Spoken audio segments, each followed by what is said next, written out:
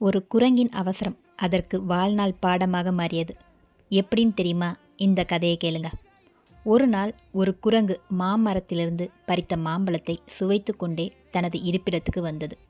அந்த பழத்தின் கொட்டையை மண்ணில் போட்டபோது அதற்கு ஒரு யோசனை தோன்றியது.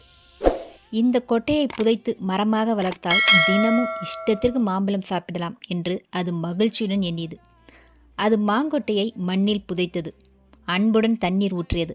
ஆனால் குரங்கின் மனம் மரத்தை வளர்ப்பதில்லை, மாம்பழம் சாப்பிடுவதில்தான் இருந்தது. அடுத்த நாள் காலையில் எழுந்தவுடன் முளை விட்டிருக்கும் போல என்று எண்ணி அது மண்ணை தோண்டி கொட்டையை எடுத்து பார்த்தது. முளை வரவில்லை. ஆனால் கொட்டை இருப்பதை பார்த்து நிம்மதியடைந்தது. மீண்டும் புதைத்தது. மீண்டும் தண்ணீர் ஊற்றியது.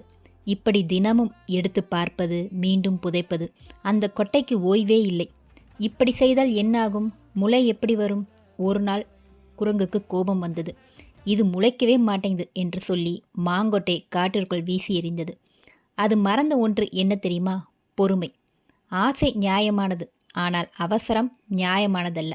இந்த கதை உங்களுக்கு பிடிச்சிருந்தா லைக் பண்ணிவிட்டு கமெண்ட்ஸில் சூப்பர்னு சொல்லுங்கள். தேங்க்யூ.